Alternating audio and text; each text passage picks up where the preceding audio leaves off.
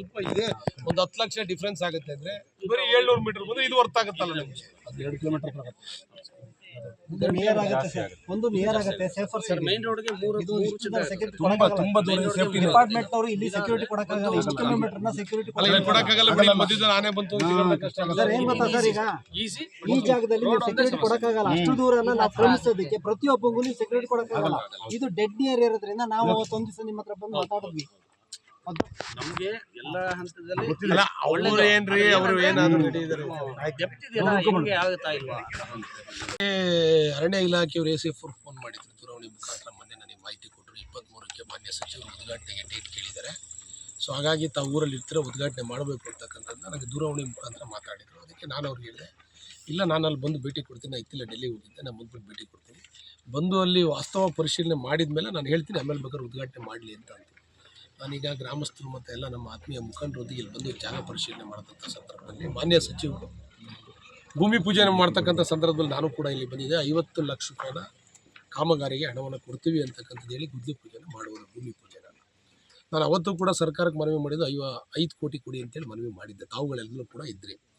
At least ಈಗ 50 ಲಕ್ಷ ರೂಪಾಯಿ ಏನು ಈ ಒಂದು ಕಾರ್ಯಕ್ರಮಕ್ಕೆ ಮೀಸಲಿಟ್ಟಂಥ ಹಣದಲ್ಲಿ ಕೇವಲ 16 ಲಕ್ಷವನ್ನು ಬಿಡುಗಡೆ ಮಾಡಿದ್ದಾರೆ. ಮತ್ತು 16 ಲಕ್ಷದಲ್ಲಿ ಇಲ್ಲಿ ನೋಡಿ, ಈಗ ಏನಾದ್ರದ್ದು ಪ್ರತಿಮೆ ಇದೆ, ಆ ಪ್ರತಿಮೆ ಫೈಬರ್ದು 5 ಲಕ್ಷ ರೂಪಾಯಿ ಬೆಲೆ ಬೀಳುತ್ತೆ ಅಷ್ಟೇ. ನಾವು ಅಟ್ಲೀಸ್ಟ್ ಒಂದು ಕಂಚಿನ ಪ್ರತಿಮೆನ ಮಾಡಬೇಕು ಅಂತಕ್ಕಂಥ ಭಾವನೆಯಲ್ಲಿ ನಾವಿದ್ದಿದ್ದು. 5 ಲಕ್ಷ ರೂಪಾಯಿದು ಒಂದು ಫೈಬರ್ನ ಪ್ರತಿಮೆನ ಮಾಡಿದ್ದಾರೆ. ಅದಾದಮೇಲೆ ಕೇವಲ 16 ಲಕ್ಷ ರೂಪಾಯಿ ಹಣವನ್ನು ಇದಕ್ಕೆ ಬಿಡುಗಡೆ ಮಾಡಿದ್ದಾರೆ. ನಾನು ಈಗ ಆಲ್ರೆಡಿ ಇಂಜಿನಿಯರ್ ಮುಖಾಂತರ ಎಸ್ಟಿಮೇಷನ್ ಮಾಡಿ ಕಳಿಸ್ಕೊಟ್ಟಿದ್ದೀನಿ. ಒಂದು ಈ ಭಾಗದಿಂದ ಬಂದರೆ ಒಂದು ನಿಯರೆಸ್ಟ್ ರೋಡ್ ಆಗುತ್ತೆ, 700 ಮೀಟ್ರಿಗೆ ರೋಡ್ ಆಗುತ್ತೆ. ಇಲ್ಲಿಂದ ಬಂದರೆ 1.5 ಕಿಲೋಮೀಟರ್ ಆಗುತ್ತೆ.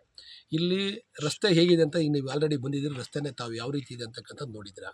ಇನ್ನು ಕೇವಲ 3-4 ತಿಂಗಳ ಮಳೆ ಶುರು ಆಯಿತು ಅಂತ ಹೇಳಿದರೆ ಮನುಷ್ಯ ಅದನ್ನು ಇಲ್ಲಿ ಯಾರೂ ಬರೋಕ್ಕಾಗಲ್ಲ. ಒಂದು ಮತ್ತು ಅಲ್ಲಿ ಸುತ್ತ ಆನೆ ಹಾವಳಿ ಕೂಡ ಜಾಸ್ತಿ ಇದೆ. ಒಂದು ಏನೂ ಸೆಕ್ಯೂರಿಟಿ ಇಲ್ಲ ಪ್ರವಾಸಿಗರಿಗೆ. ಕನಿಷ್ಠ ಮಹಿಳೆಯರು ಬಂದರೆ, ಪುರುಷರು ಬಿಡಿ, ಮಹಿಳೆಯರು ಬಂದರೆ ಕನಿಷ್ಠ ಶೌಚಾಲಯದ ವ್ಯವಸ್ಥೆ ಸಮೇತ ಇಲ್ಲ. ಒಂದು ಶೌಚಾಲಯ, ಕುಡಿಯೋಕ್ಕೆ ನೀರು, ಇಲ್ಲಿ ಸುತ್ತ ಇಂಟರ್ಲಾಕು ಮತ್ತು ಕೂತ್ಕೊಳ್ಳಿಕ್ಕೆ ಚೇರು, ಸುತ್ತ ಒಂದು ಕಾಂಪೌಂಡು. ಅಟ್ಲೀಸ್ಟ್ ಇಲ್ಲಿ ಯಾರು ಒಬ್ಬರು ನೋಡ್ಕೊಳ್ಳೋಕ್ಕೆ ಅಂತಂದ್ರೆ ಅಟ್ಲೀಸ್ಟ್ ಒಬ್ಬರು ವಾಚ್ಮೆನ್ನಾರು ಕೂಡ ಇಲ್ಲಿ ಬೇಕು. ಒಂದು ಗೇಟ್ ಬೇಕು ಅಟ್ಲೀಸ್ಟ್. ಇಷ್ಟು ಸೌಕರ್ಯ ಇಲ್ಲದೆ ಅರ್ಜುನ ಸ್ಮಾರಕನ ಉದ್ಘಾಟನೆ ಮಾಡಿದರೆ ಅದು ಯಾವ ಇದಕ್ಕೆ ಅನ್ನೋದು ನನಗೂ ಗೊತ್ತಾಗ್ತಾಯಿಲ್ಲ. ನಾನು ಮಾನ್ಯ ಕಂಡ್ರೆ ಅವರಿಗೆ ಈಗ ನಾನು ದೂರವಾಣಿ ಮುಖಾಂತರ ಕರೆ ಮಾಡಿ ವಾಸ್ತವ ವಿಚಾರ ಮಿನಿಸ್ಟ್ರಿಗೆ ಹೇಳಿದ್ದೀನಿ. ಈಗ ಮಾತಾಡಿದೆ, ಸಿಕ್ಕಿದ್ರು ಫೋನಿಗೆ ಮಾತಾಡಿ ವಿಚಾರ ಹೇಳಿದ್ದೀನಿ. ಆಯಿತು ಮುಂದೂಡ್ತೀನಿ ಅಂತ ಹೇಳಿದ್ದಾರೆ. ನಾನು ಹೇಳಿದೆ ಯಾವತ್ತಿಗಿತ್ತು? 23 ನಾಡಿದ್ದಿಗೆ. ನಾಳೆಲ್ಲ ಈಗ ನೋಡಿ ಇಲ್ಲಿ ಏನು ಕೂಡ ಸಿದ್ಧತೆ ನಾಳೆಲ್ಲ ನಾಡಿದ್ದು ಉದ್ಘಾಟನೆ ಮಾಡಲಿಕ್ಕೆ ಪ್ರಯತ್ನ ಮಾಡಿದ್ದಾರೆ. ಅದಕ್ಕೆ ನಾನು ಫಸ್ಟ್ ಸ್ಥಳ ಪರಿಶೀಲನೆ ಮಾಡಬೇಕು ಅಂತ ಅಧಿಕಾರಿಗಳ ಜೊತೆ ಒಂದು ಭೇಟಿ ಕೊಟ್ಟಿದ್ದೀನಿ. ಮಾಡೋದು ಬೇಡ ಅಂತಕ್ಕಂಥ ಮಾಹಿತಿ ಅವ್ರಿಗೆ ಕೊಟ್ಟಿದ್ದೀನಿ. ನೀವು ಇಲ್ಲಿ ಉದ್ಘಾಟನೆ ಮಾಡಬೇಕು ಅಂದರೆ ಕನಿಷ್ಠ ಮೂಲಭೂತ ಸೌಕರ್ಯವನ್ನು ಕೊಡಬೇಕು. ನಾನು ಇಷ್ಟೇನು ಹೇಳಿದ್ದೀನಿ.